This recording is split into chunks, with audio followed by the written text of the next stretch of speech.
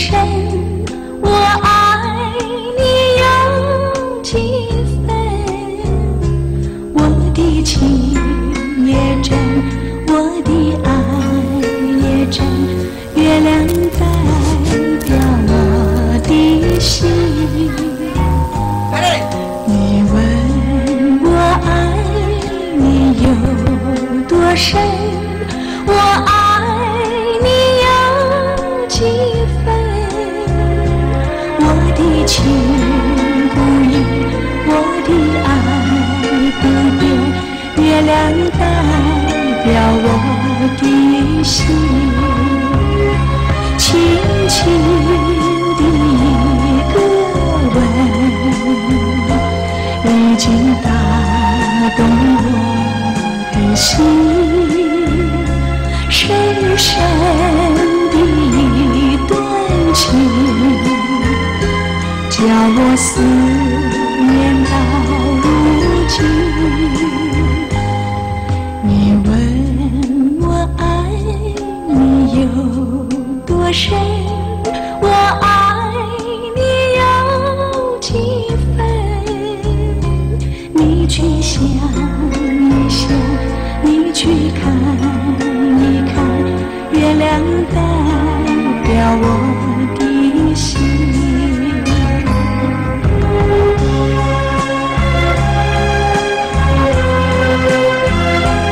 Pati mo na bago.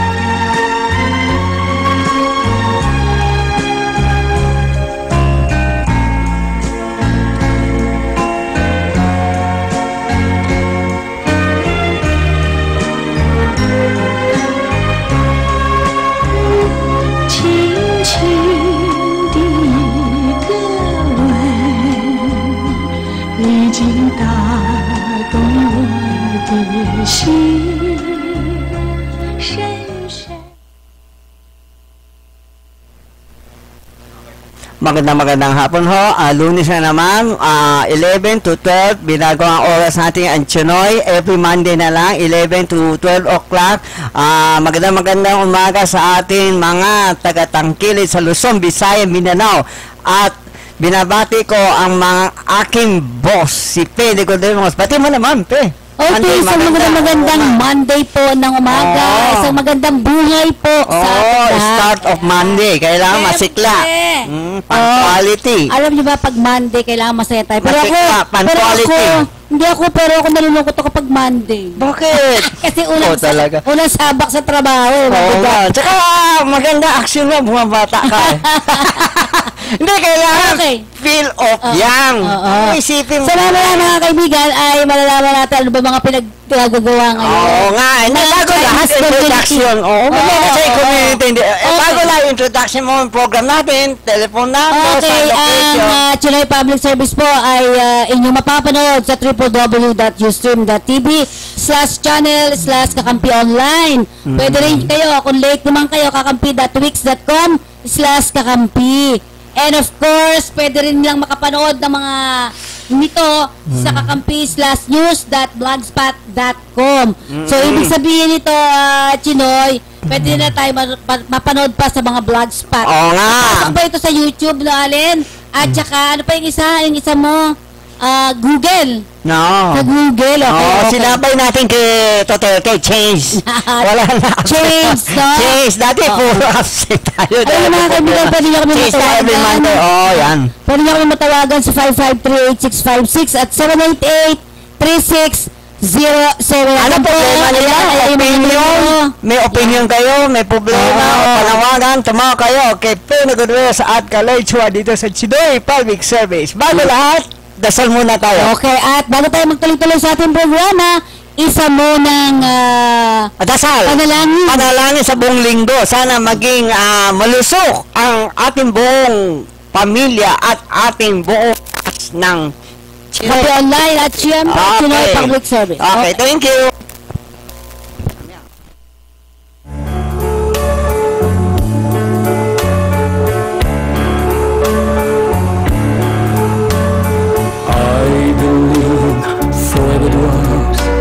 Rain that falls, a flower grows.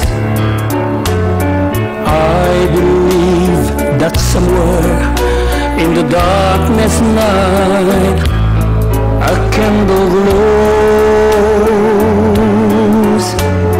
I believe for everyone who goes astray, someone will come to show the way.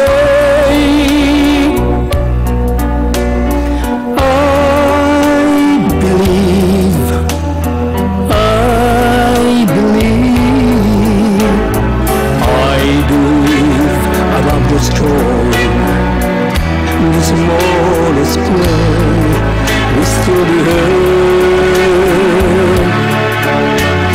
I believe that someone in the great somewhere hears every word.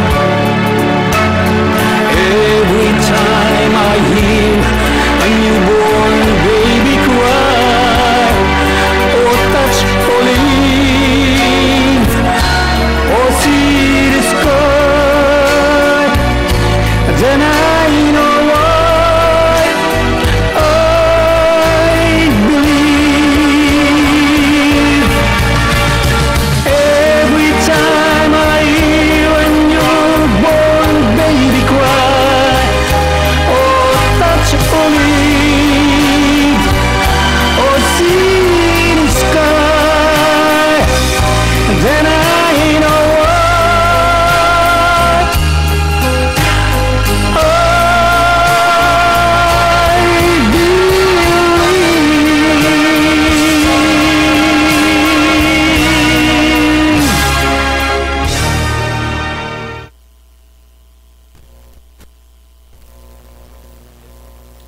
Okay, balik tayo sa ating programa at ngayon, Chinoy, balikan natin ang ating mga headline. Alam mo, music. headline natin ngayon, yung kay Miriam. No, rest in peace, Miriam. Wow. Diba? Tayo ay nakikiisa at nakikisabagyabi. tayo ang buong mga pamilya ni Miriam Defensor. Santiago. Hindi maiwas talaga. Pinakamagaling senador yan. Bakit nangyari? Talagang gano'n ang buhay. Oo. Ganyan. Samantala inatid na kahapon sa huling hantungan sa Loyola Memorial Park sa Marikina City si Senator Miriam Defensor Santiago.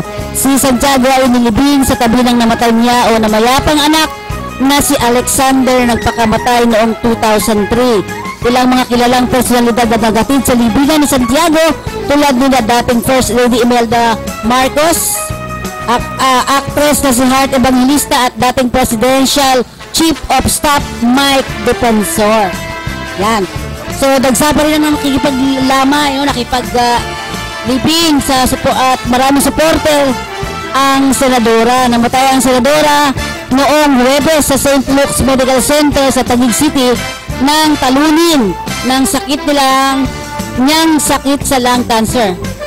So, yan, tingnan mo yan, Chino, hindi yan bisyo-bisyo. Wala bisyo yan. Diba? Ang mabait siya, inuuna ko nito tata. Ganun ba yun? Okay. At napansin natin, kung napansin mo, nakapanood ka ba kahapon nung, diba, marami ang dumamay, nakiisa at nakisimpatya sa ating dating senadora, diba? Oo. Sana yan ang magandang halimbawa na public official, wala nasabing corrupt. Oo. So, with that, tingnan naman natin to. Ito, gusto ko kanito Hitler remark ni Presidential si Dugong, di ba? Mahirap nang gamutin. Sorry naman eh. Kahit ano pang gawin ng paliwanag ng mga spokesperson, mahirap gamutin ang idinulot na sugat na naging pahayag ni Pangulong Rodrigo Duterte na gusto niyang gayahin ang ginawa ng diktador na si Adolf Hitler sa 3 milyong adik sa Pilipinas. So, kaya ganyan kadami? Presidente na nagsabi, di ba? So, yun. Ano masabi mo doon? Para sa akin, hindi naman, kailangan natin mga background, baka yung iba gumaganti lang. Hindi naman, sa tingin natin, hindi naman lahat puro mga drugs angkot yan. May iba, may kaaway. Yan, sana nga due process. Ito yung sinasabi natin. Kaya hindi May naman due process. sinasabi natin puro mali ginagawa pulis. Imbestigahin natin din ang pulis. Kung nasa right way pinatay niya tao. Okay? Okay. Sinabi pa ni Senator Pampilo Lacson na kahit ano pang damage control ang gawin ng mga tagapagsalita ni Pangulo, hindi nila maagapan ang batikos na nakukuha ng Pangulo ng Pilipinas dahil lamang sa komento kay Hitler. Kung matatandaan nyo, si Hitler talaga naging berdugo noong mga panahon na yan, no? Ilang milyon ba yung pinatay noon? 1 million nata. Ito kasi, 3 milyon daw, di ba? Parang halos ganoon eh. Nanindigan naman si Lacson na hindi misquoted, biro o mali lang ang interpretasyon ng mga kritiko ni Duterte. Lokal man o international media dahil malinaw talagang ikinumpira ng Pangulo ang kanyang sarili kay Hitler. Yun ang medyo mahirap ng gawa ng paraan, ano? Oo nga eh. Diba? So alam naman natin na hanggang sa ngayon, sa history, mababasa natin na talagang berdugo nga yung nangyari, yung nangyaring killings na yun. So ano masabi mo ngayon dyan? Observation natin dapat hindi... yung parang imbestigahan natin muna mabuti bago action mga pulis, di ba? Kasi hindi din maganda ang reputasyon Pilipinas. Natatakot na iba, killer. So ito pa, gusto lang naman nung sinasadya ng galitin ni Pangulong Rodrigo Duterte ang international community. Maliban sa China at Russia, nais itong maging kakampi sa foreign policy na itinutumbok ngayon ng administration. So, ibig sabihin, yung international kasi, di ba? Yun ang medyo nadidelikaduhan tayo. Well, sa opinion, maganda din na may additional support. Hindi naman sinasabi natin away tayo sa US. May taragdagan tayo ibang bansa tutulong sa atin para sa ekonomiya. Sana nga, kaya nga dapat. Para sa opinion, tama ba? Okay lang kung ano yung nasa sa loob mo. Hindi naman tayo pwede palagi asa sa US eh. Dahil isang country totoo lang. Naman yan, totoo. Kung baka sa kaibigan, the more friend, the better. Dahil marami tayo puro mga sikat number 1 sa buong mundo. O, pero hingi din tayo sa Russia, China, US, ganyan. Para meron tayong backup. Okay, ayon pa nga kay Ifugao Representative Teddy Browner Bagalyat sa panibagong atake ni Duterte nang sabihin niya, panibago sabi niya, itinutulad siya, sabi niya, di ba, ni President Duterte, nang sabihin nito na ang Germany ay may Adolf Hitler, dito pa sabi, na nagmasakir ng may 6 na milyong Hudyo. 6 na milyon pala. At happy naman siyang itong patayin ng may 3 milyong adik sa Pilipinas. So para sinasabi niya, kung ang Germany si Adolf Hitler may pinatay na 6 na milyon, kaya ko 3 milyon. Siya naman kaya niyang 3 milyon. Papatay niya. Kanyunin, basuka. Naku naman, di ba? Be a Christian country. Oo. Yun yung isang medyo kasi Christian country tayo, huwag naman ganyan. Okay. Pero di ba sabi ni President Duterte, minsan huwag paniwalaan salita. Minsan nagbibiro eh. Kasi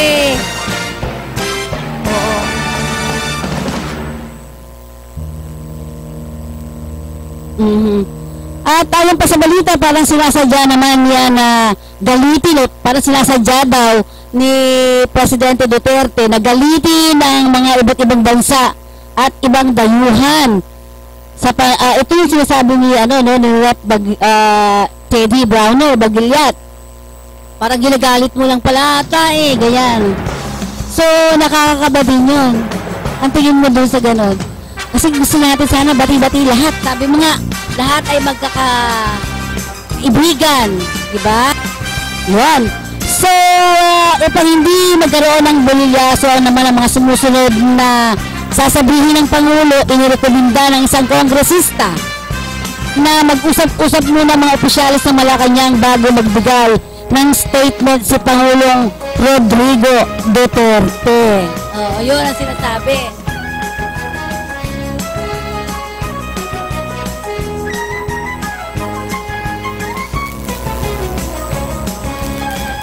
niya tama o mali. Kasi minsan ano, di ba? Hingi-hingi tayo ng sorry, di ba? Kaya bawat magsalita natin, dapat isipin natin kung tama on the right way. Kasi mahirap, maraming beses na puro sorry. Minsan, ang mga tao iba naman image na parang hindi siya qualified for president. Para sa akin, hindi naman porque mali, huwag naman madalas mali.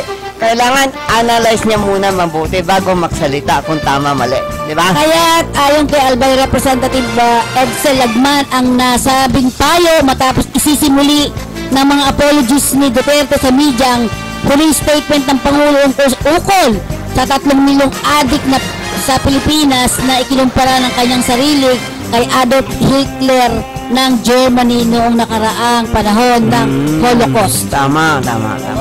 So, parang hindi siya maiga-igayang pakinggan. Tama. Dahil alam naman din natin kung ano yung nangyari Hindi. ng mga panahon na yun. Hindi, sa yung side, hindi naman pwede sabihin mo lahat pinapatay, puro drug user, drug puser. Kaya imbestigahan muna mabuti. Baka may nakaaway ang pulis, baka siya may nakaaway. Merong other reason kaya pinatay siya. Kaya hindi pwede natin puro lahat pinapatay, puro drug user, drug pusher. Okay. Kailangan imbisigahin natin mabuti, hindi lahat puro sila ang tama. Di ba? Hindi sa kinakampihan natin. We are on the right way na hindi naman manok yan, basta pinapatay na agad, di ba? Kailangan selected natin case. Ano ba nangyari? Bakit pinatay? Kung drug, okay, di ba? Kung mga away-away, yung mga may masamang loob, higante, yan ang dapat parusahin. So parang iniisip mo, dapat ay yung mga malalaking isda. Tama. Yun ang sinasabi rin natin. Pero, imbestigahan, hindi natin pwede sabihin, lahat pinapatay, puro nasa drug. Yun. Mga hold up, hindi hinuhuli. Katulad kahapon, nadinig ko sa radyo, umpisa naman hold up sa jeep at sa kalye. Kailangan attention ang ating PMP. Hindi pwede tulog-tulugan sa pansitan.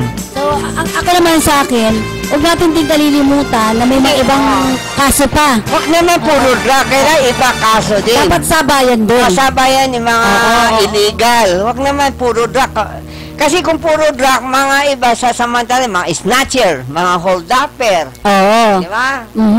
At saka siyempre, ikaw tatanungin kita, lahat ba ng mga nahuli ang sinasabi ay, anong tawag dito, lumaban? Kasi hindi natin nakikita. Sila lang may sabi, lumaban. Kaya mahirap masabi. Pero iba sinabi, pinatay sila pero wala naman silang baril. Kaya mahirap nga. Diba? Kaya kailangan kaya siguro dun sa mga Mr. President, konting verify muna na bawat tao pinapatay, i-verify natin kung talagang yan ay baka may nakaaway ang pulis. Tama? Hindi naman lahat puro cause of drug. Okay, bilang pagpapatuloy ng ating programa, nasa kabilang linya naman natin ang ating Weather Bureau. Okay, sino? Walang pangalan. Okay, magandang tanghali po.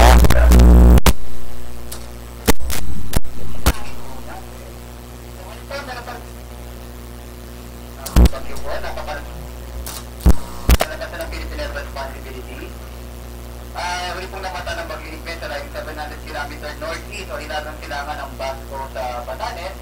Kasi pa rin ito ang lakas na umabot ng 175 kilometers per hour. Malapit sa kitang pabuksa na sa 250 kilometers per hour.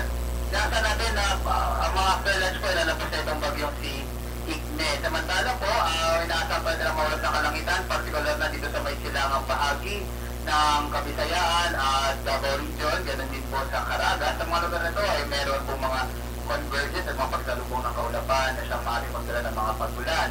Ang kabilang naman na dibalang bahagi nating bansa ay makararanas ng bagyang maulap hanggang sa maulap na kalangitan na may mga posibilidad din ng mga pulong-pulong pagulan, pagkilat pagkulog, lalo na sa hapon hanggang sa gabi.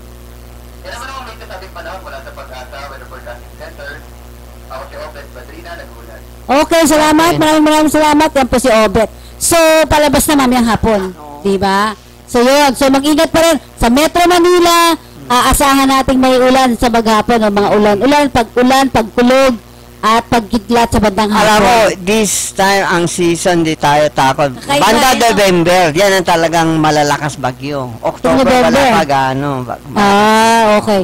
So, ang nangyayari nga parang mabilis lumabasa, no? Oo, tama. Sige. Okay. Ito naman, balikan naman natin yung 4 na preso na sabit sa riot, inilipat na sa Krami. Si Sebastian. Tingnan natin. Inilipat na umano sa Camp Krami sa Quezon City ang 4 na high-profile inmate na nasangkot sa riot sa Building 14 ng New Bilibid Prison. Kinumpirma ni Justice Secretary Bataliano Aguirre II na kabilang sa inilipat sa Camp Krami sina dating Police Chief Inspector Clarence Dugael at 3 pang ibang bilibid at 14 na inmates na nasangkot sa insidente. Yan.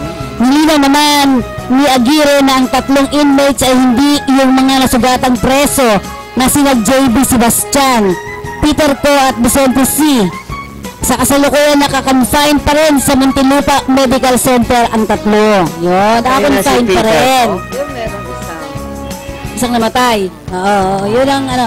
Matatanda na kabilang sa mga pangalan na binanggit ng mga investigador na sangkot sa stabbing incident ay sina Edgar Cinco at Tomas Domenia at isa pang Pinoy inmates. Sinabi ni Aguirre na pinayagan niya na madala sa Criminal Investigation Detection Group o CIDG ang mga inmates para doon imbestigahan. Yan. Para sapagkat very tense umano kung sa loob pa ng bilibid pa gagawin ang investigasyon. So una na rin sinabi ni PNP CIDG Director Superintendent Ruel Obusan na wala silang itinakdang time frame kaugnay sa isinagawang investigasyon sa nangyaring riot sa bilibid. Ayan. So, irisipin mo, no? Nakakapag-riot pa sa dami. Sa dami ng mga nagbabantay sa kanila. Ano ang tingin mo doon? Oo nga. Oo nga. No comment. Mahirap eh. Sige, anyway. Balikan natin ang ating ekonomiya naman sa bansa natin. Okay. At yung peaceful, yung ibig sabihin kasi daw, medyo may peaceful na ngayong mga panahon na ito dito sa atin sa Pilipinas. So, sa Chinese community, ano na ngayon ang nangyayari? Sa kala-kala kasi month na, malapit nang dumating ang Pasko. Ano masasabi mo? Sa ngayon, sila very busy pack-import ng product galing sa China para ipabenta sa ating mga vendor. Kung pwede sana ang ating butihing lahat buong bansa sa Metro Manila. Bigay natin mga kunting ginhawa na kahit mga 2 linggo. Makaraos sila ng Pasko na may kita. Ito yung mga pinapaalis sa kawawa naman. Kasi hindi natin sinasabi na iharang ang traffic. On the right way, ayusin na lang. Okay. So, kasi diba sa ngayon ba, malinis na ba ang Karyedo?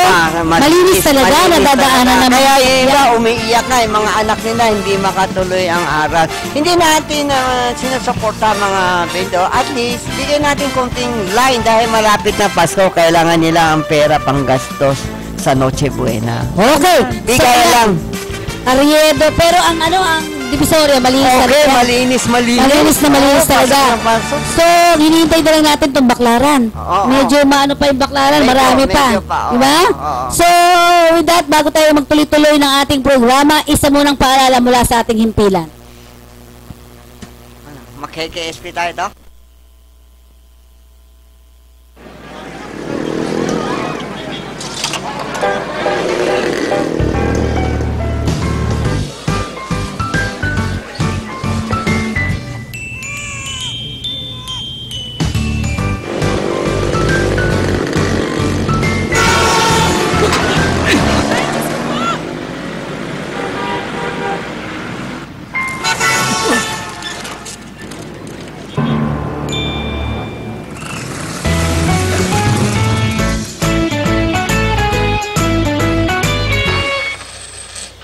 Bilib kami sa'yo.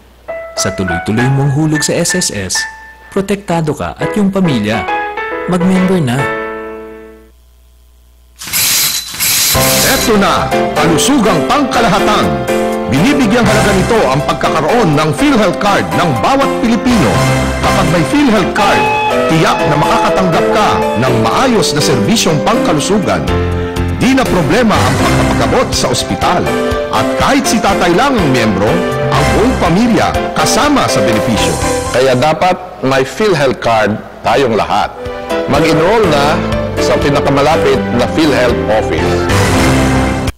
Pabahay ang pangunahing benepisyo ng Pag-ibig Fund. Pero marami sa atin ang may pangangailangan sa kalusugan, edukasyon at pang-araw-araw na buhay. Kaya ngayon, may Pag-ibig Loyalty Card. Sa Loyalty Card, maraming gamot, mas mura. Tuition fee, mas mababa. At LPG, bawas presyo. Simula pa lang ito, ng maraming dagdag ginhawa ng Pag-ibig Loyalty Card. Patunay na naman, sa pag-ibig ang pinaghirapan, may katuparan.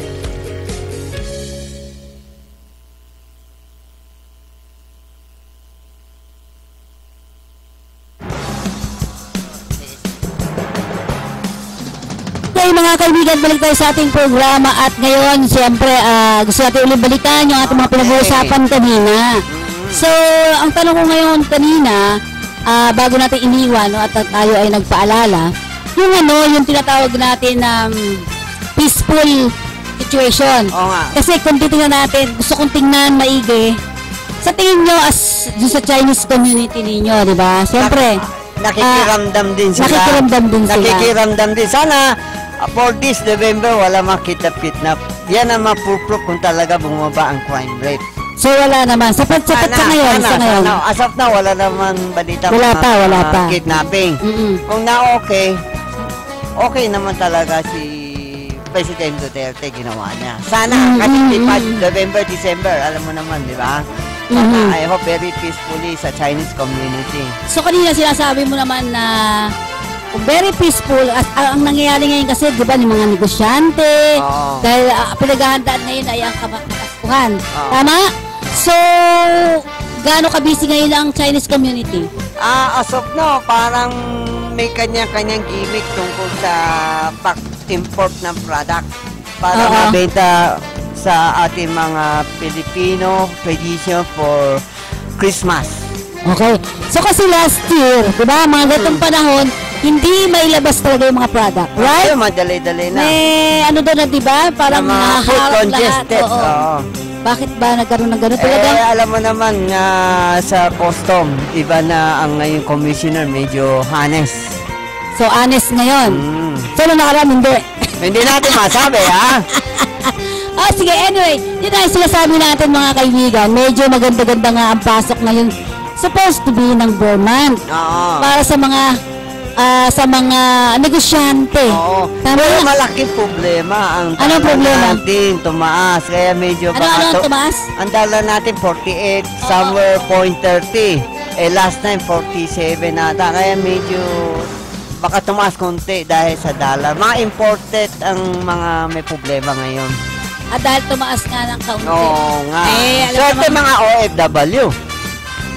Oo. Nga mga kaibigan, yung sinasabi nga to, dahil nga medyo bumaba ang piso, humina ang piso, tumaas ang dolyar. So, ang mga nakikinabang dito ay ang mga OFWs, di ba? Pero marami nagsabi this time kasi presidential election sa Amerika. Ngayon, pero after election baka bumaba. Yan. Kasi wala stable ang... Sino ang kursunado ba doon? Clinton na lang. Clinton, oo. Hindi, kasi medyo matino kausap. Okay. So, kailan ba ang inaasahan? Siguro mga November 8. November yan, November, oo. So, hindi lang hinihintay ng mga karamihan, lalo na doon sa mga nandoon na... Wala ko sinabi, boto kay Clinton, ha? Observation ko lang, malamang si Clinton mananalo. Dahil kauna-una ng babae? Maybe. Medyo sa, di ba, yung katulad sa Philippines, mayroong mga discussion, tanong sa question, para medyo nasa lugar ang... Mga sagot niya. Oo. Ang matalino na ngayon mga botante. Sa Amerika, isang araw, okay na eh. Oo, hindi katulad sa atin yan, matagal, ano? Okay, tuloy-tuloy pa rin tayo sa ating programa. So, ngayon ay medyo umaraw, tingnan mo. Umaraw naman niya, maya yan, biglang Kailan na walang pasok na ng mga estudyante? 28 ng October. Hanggang kailan na ibalik ninyo? 7. Diba? Pero yung Christmas vacation. Matagal pa yun. Sabi daw, advance daw eh. Wala pa raw ina-announce, wala pa. Payo. So, sa ngayon, ang ating oras ay alas 11:30. 11:30 na, mga kaibigan. Sa paglalakad mo sa buong panahon na ito, di ba? So, sino yung mga nakausap mo, Chinoy? Ang BID na nakausap mo, di ba? Hindi. Usap lang kasi natapat mga may meeting. Katulad meron tayo Public Information Office sa WPD, may meeting. Anyway, may padala na tayo mga packs sa LTO. LTO.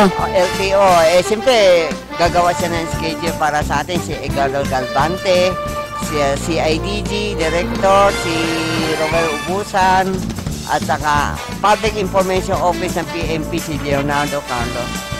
So, yun. At siyempre, tingnan natin mabuti yung ating mga iba pang mga hindi magagandang balita. Puro mga puro mga... Ngayon, meron ako tatanong sa'yo. Sige. Yan. Sang-ayon ka ba sa prepaid card mandatory registration? Yan ang question na marami nagtatanong. Hindi. Ba sa'yo? Ako hindi ko gusto yan. Oo, kasi minsan mga sekreto mo malalaman Wala tayong privacy Tayo nga hindi naka-register, nahahack pa Oo nga. Diba? O di lalo pag ka magamit pa sa iba. Biro mo, yung last, do you remember, this year ba? This year election, nalik na lahat. Pati mga ibang account. Oo nga, di ba? Medyo delikado parang mali ginagawa. Yan yung nakalagay sa Pinoy Diary. Prepaid card, mandatory registration. Parang gustuhan. Okay? Okay, ito naman mga artista ata karamihan itong mga nandito. Di ba? Wala, di naman tayo artista Magpapit-chapwera tayo. Sige. So, ngayon ay ating tumuhin naman itong mga kung ganito na medyo maayos yung takbo, di ba? Yung takbo ng negosyo daw sa Pilipinas. Ay marami bang sa tingin natin mag-i-invest, di ba? Okay, okay na stable ang ating peace and order, wala na problema. Paano ibig sabihin wala ng problema? Ibig sabihin, pag ang mga ibang bansa nakita na sa ayos, as of na kasi magulo pa dahil may patayan. Kaya nakalanganin pa mga investor. Sa dinig mo sa Chinese community, ganun din ang naiisip nila. Parang nakalanganin pa iba. Nakalanganin pa rin. So during pag ganito halimbawa, bare month na, October, November, malapit. Very busy na sila, nag-import sila for coming this November. Mabenta. Kaya lang, ang problema nila, ang volume nila hindi ganyan kadami. Dahil na siya alanganin dahil walang vendor. Yung vendor parang ahente, yun so ibig sabihin, kunyari ako, namili ko, yung mga vendor ang nagbebenta ng mga paninda nila. Para may kita naman sila. Pinapauta. Ibig sabihin, sa kanila kumukuha. Ganyan. Kaya malaking bagay kung ang ating butihing all over Metro Manila, pakbigyan mga vendor. So yun pala. So nga naman, sa kanila kumukuha, tapos ibibenta naman ito mga... ganyan. Sana vendor na ito sa labas. Makaraw sila ng magandang Happy New Year.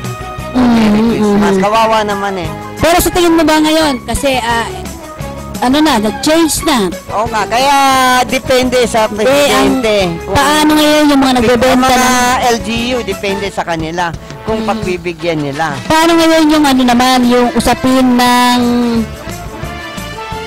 Akin yan? So, paano yung usapin ng sir? Yung usapin ng... Fatima, tawag ka? BID, 310-0111. Si Atty. Mang Robang. Okay. Ang gusto kong tanongin sa'yo, Chinoy, yung tungkol doon sa mga nagbebenta ng mga paputok.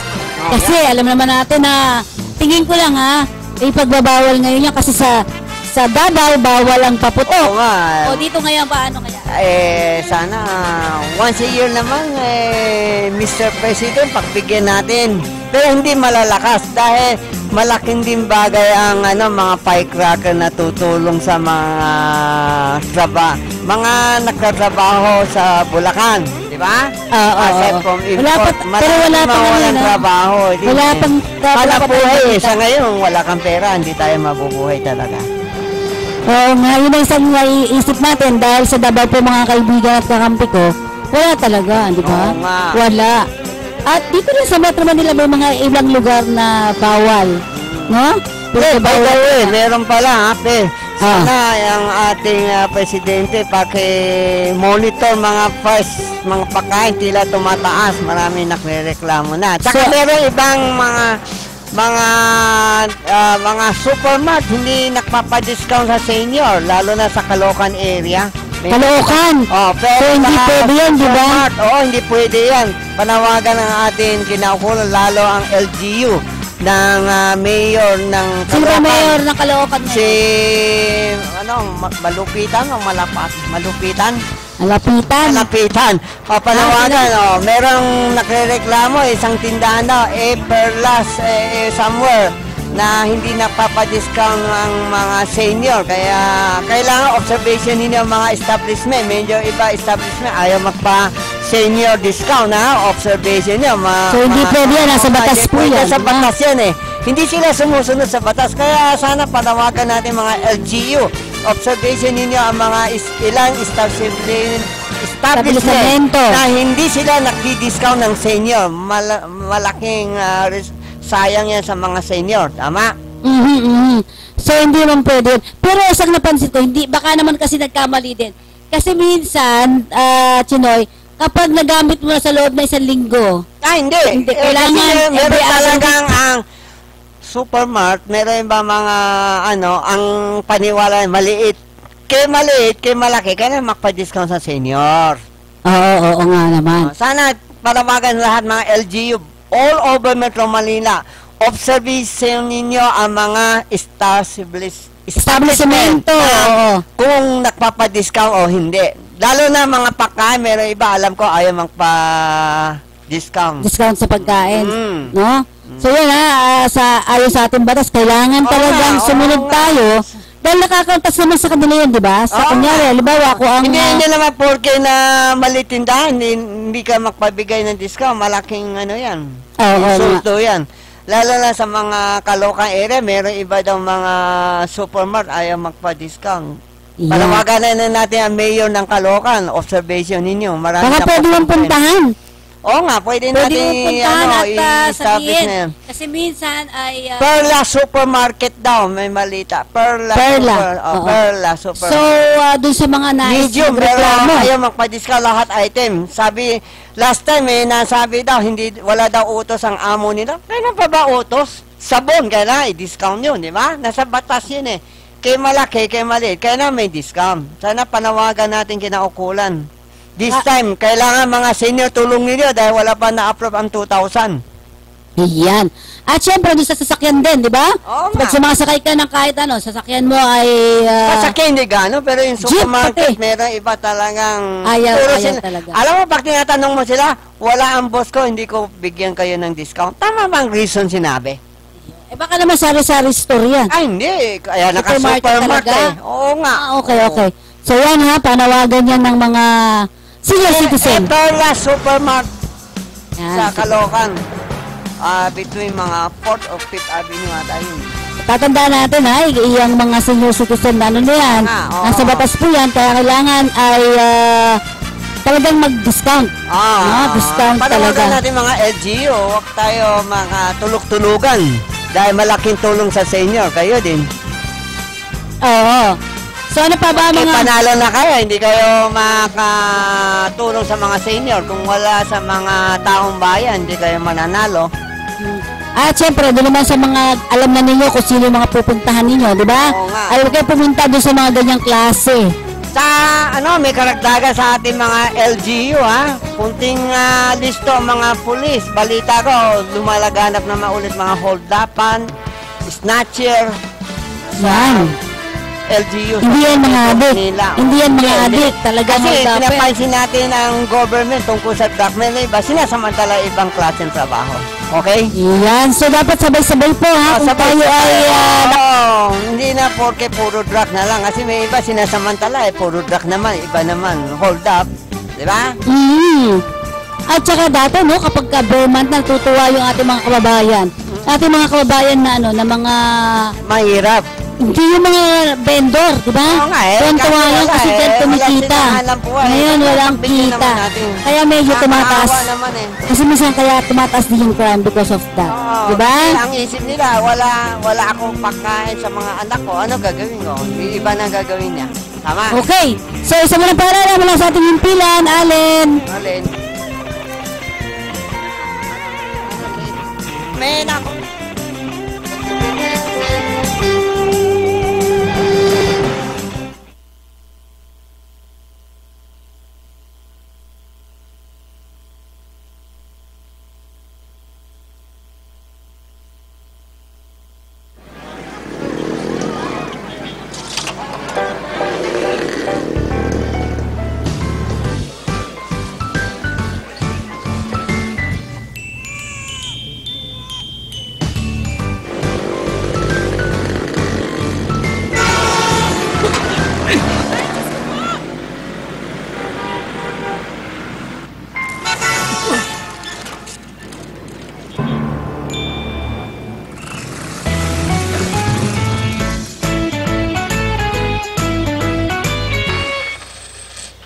Bilib kami sa iyo. Sa tuloy-tuloy mong hulog sa SSS, protektado ka at yung pamilya. Mag-member na. Eto na, kalusugang pangkalahatan. Binibigyang halaga nito ang pagkakaroon ng PhilHealth Card ng bawat Pilipino. Kapag may PhilHealth Card, tiyak na makakatanggap ka ng maayos na serbisyong pangkalusugan. Di na problema ang pagpapakabot sa ospital. At kahit si tatay lang ang miyembro, ang buong pamilya kasama sa benepisyo. Kaya dapat may PhilHealth Card tayong lahat. Mag-enroll na sa pinakamalapit na PhilHealth office. Pabahay ang pangunahing benepisyo ng Pag-ibig Fund. Pero marami sa atin ang may pangangailangan sa kalusugan, edukasyon at pang-araw-araw na buhay. Kaya ngayon, may Pag-ibig Loyalty Card. Sa Loyalty Card, maraming gamot, mas mura. Tuition fee, mas mababa. At LPG, bawas presyo. Simula pa lang ito ng maraming dagdag ginhawa ng Pag-ibig Loyalty Card. Patunay na naman, sa pag-ibig ang pinaghirapan, may katuparan. OFW ka ba? Siguraduhing OWA member ka paglabas ng bansa. Sa OWA, mabibigyan ka ng proteksyon, pati na ang iyong pamilya at laging nakatutok sa kalagayan at kagalingan ng mga miyembrong OFW bago umalis ng bansa hanggang pagbalik. Ang OWA ay may welfare offices sa 17 rehiyon sa Pilipinas. Para sa karagdagang detalye, makipag-ugnayan lamang sa OWA 24/7 hotline sa mga numerong 551-1560, 833-6992 o kaya ay maglagon sa www.owa.gov.ph. Here's why thousands of Pinoy send money with Transfast.com. Napakataas ng exchange rate ng Transfast. Sa mating padala ko, my family gets more. Kaya may extra budget si Mrs. Kahit nasa Tuguegarao pa nakatira ang kapatid ko, he can still pick up cash. Transfast has thousands of locations sa buong bansa. For sure, alam nila ang ginagawa nila. Bakit ka pa magtitiwala sa iba? Mag-Transfast ka na. Send money today with Transfast.com.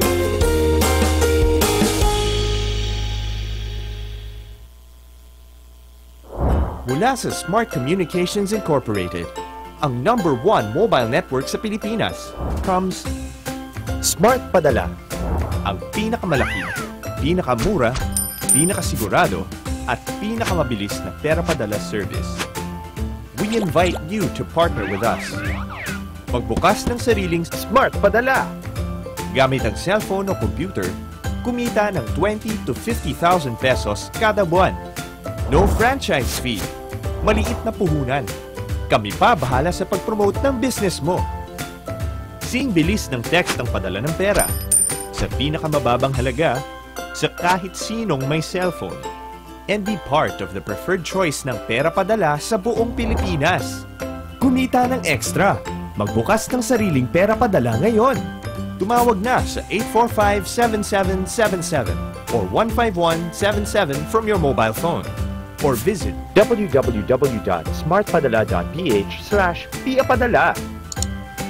Bawat tindahan pwedeng kumita ng extra with Smart Padala.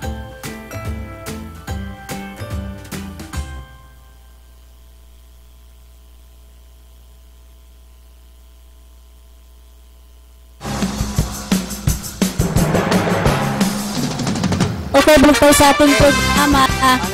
So, ito namang isa na ito nakita ko. Inaalikabok na daw ang gamit pangkalusugan ng DOH na ibinigay sa mga ospital ng gobyerno. Wala, yan.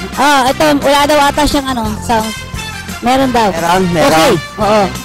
So, kinumpirma kahapon ni Health Secretary Pauline Jean Rossell Ubial na pagdinig ng 2017 budget. So, tinignan, di ba, budget hearing ngayon eh. So, sa preliminary conference, nasa 218 milyong piso ang halaga ng mga kagamitan at pasilidad na pangkalusugan itong mga na ngayon ay inaalikabok. Nabubulok at hindi naman magamit ang mga nakaimbak sa mga bodega nito. Ayon kay Port District Rep Biron, isinamiti ni Ubial ang inventory report ng kanyang naunang hinihiling sa kalihim sa pagsisimula ng plenary debate ng 94 bilyong piso sa 2017 budget nito. Laki! Bilyon. Inirekomenda ng Iloilo Solon sa kalihim na ipagkaloob na lamang ang mga kagamitan katulad ng X-ray machine, MRI, naku po ang dami pong kailangan. Nangangailangan ng MRI, ultrasound imaging machine at iba pang mga medical centers na kontrolado ng DOH at maging sa mga ospital na lokal na pamahalaan. Alam mo ba, Chinoy, itong nakaraan, yung buko nangangailangan na ma-MRI siya, parang ganyan. So pila, mahaba dyan sa PGH.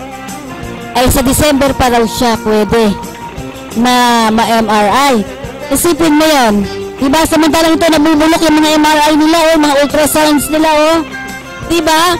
Tapos sa babanggitan mo kung ngayon nasa December ka na magpa-MRI.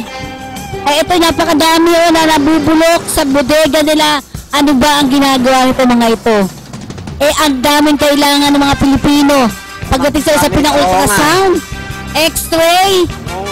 Bakit nagkagano? Kasabay na to, sinabi ni Rep. Biron o ni Representative Biron, Pangulo ng House Committee on Trade and Industry, na nabunyag din ang pagdinig na 1.8 bilyong pisong pondo para sa construction ng pasilidad pangkalusugan lang hindi pa nagagamit ng kagawaran sa ilalim ng 2016 budget nito.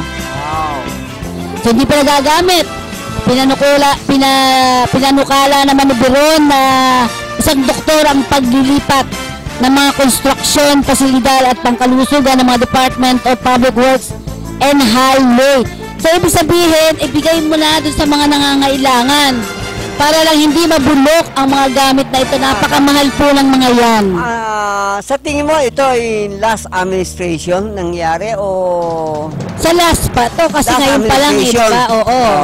Last administration may pananagutan dyan. Oo, pero sabi nga nung, siyempre, alam mo ba, Sir Murang Blues dyan sabi naman ni Bill, sige, tatanggapin ko po yung mga sinasabi ninyo.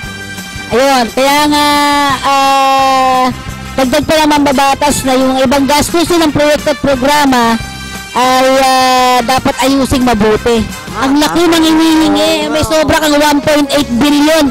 Samantalang iyong mga tao mo sa nangangailangan ng kung ano-anong mga X-ray, ultrasound na pagkamahal-mahal. Oo nga, tama. Diba?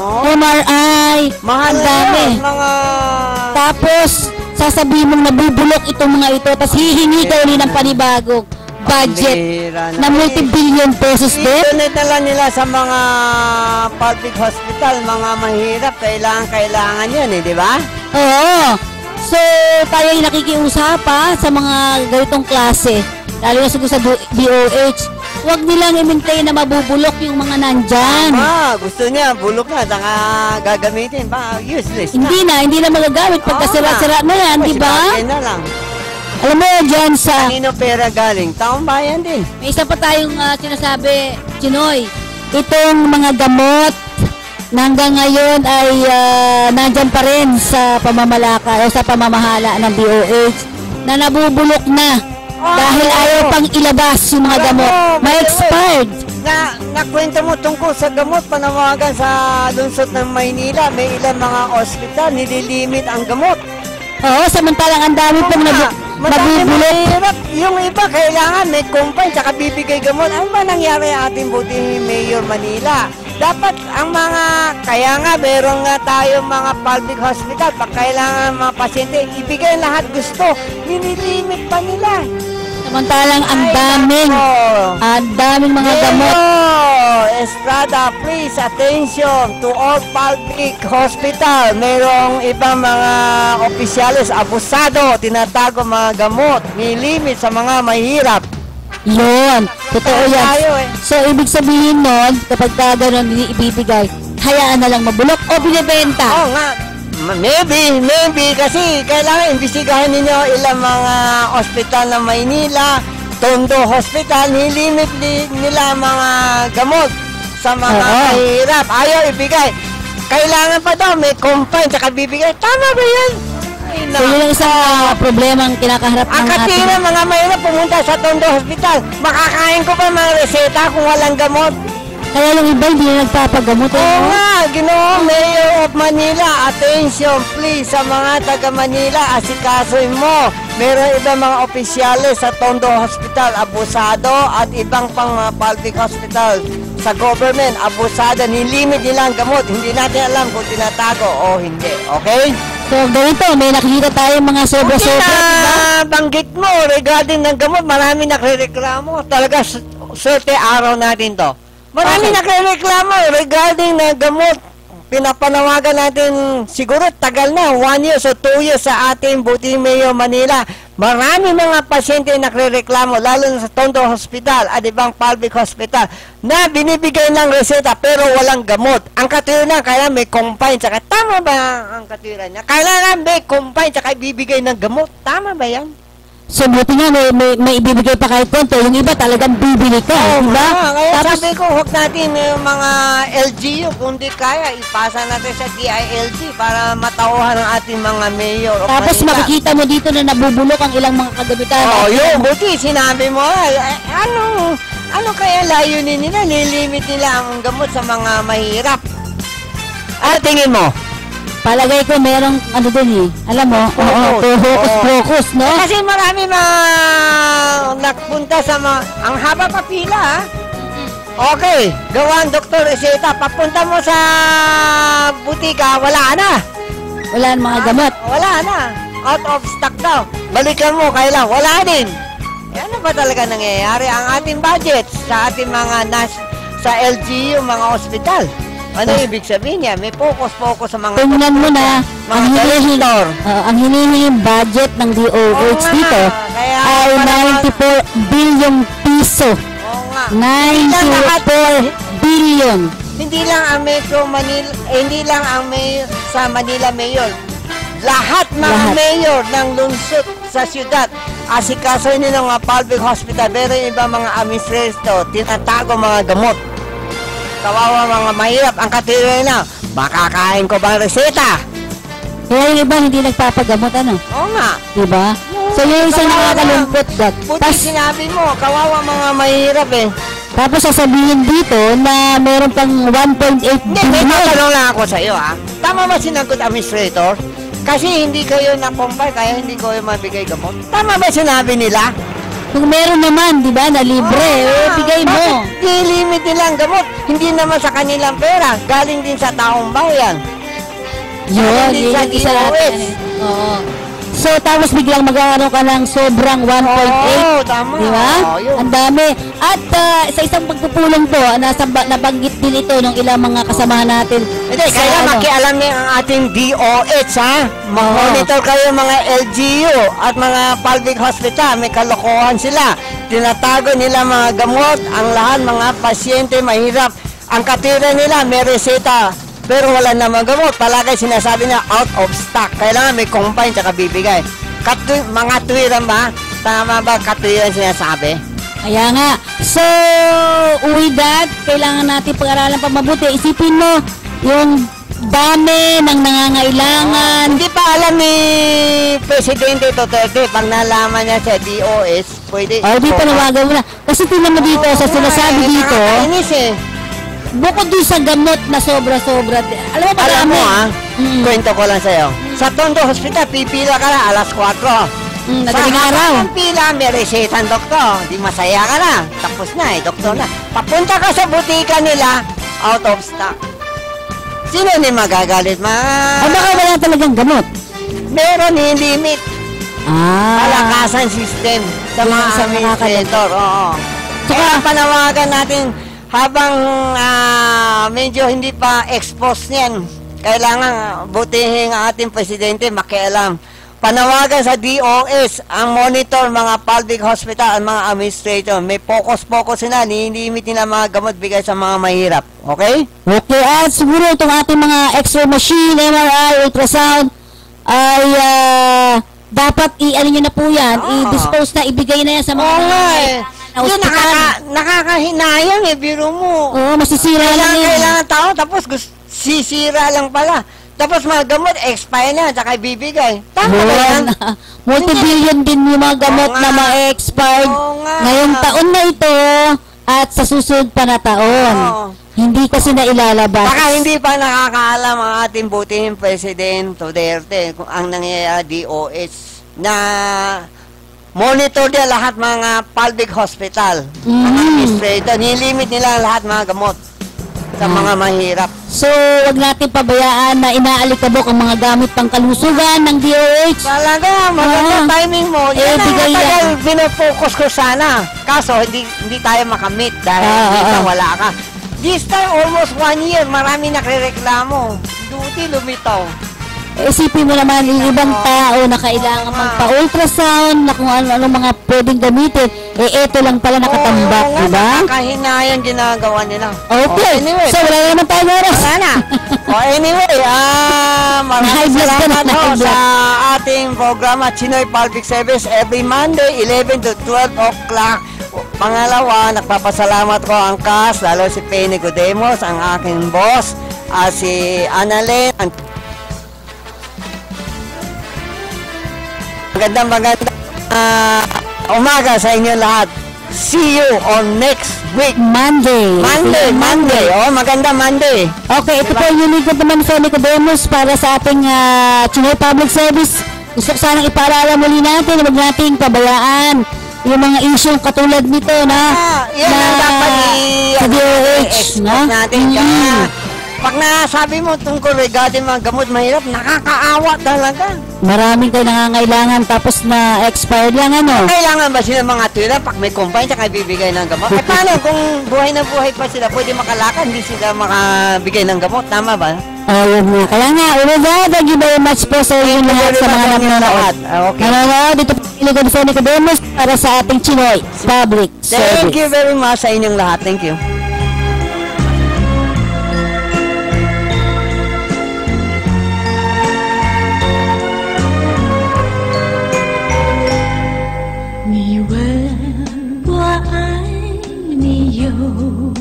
多深，我爱你有几分？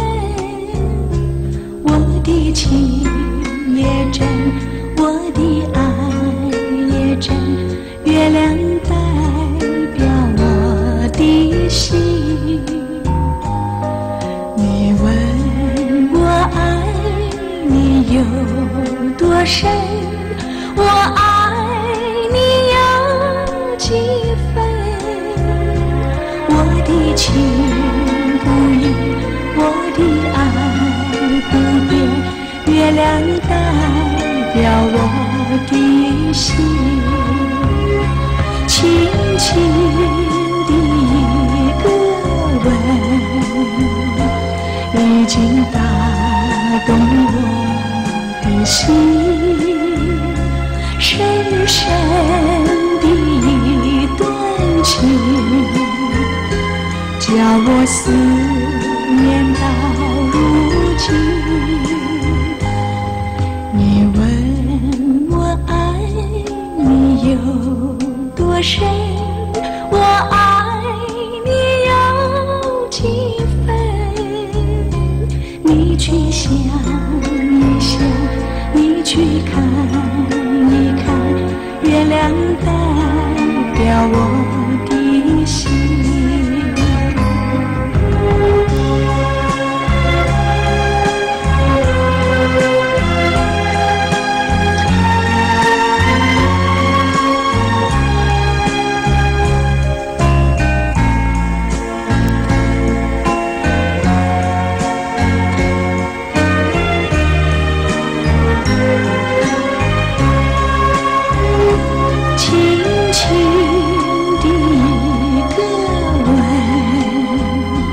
已经打动我的心，深深的一段情，叫我思念到如今。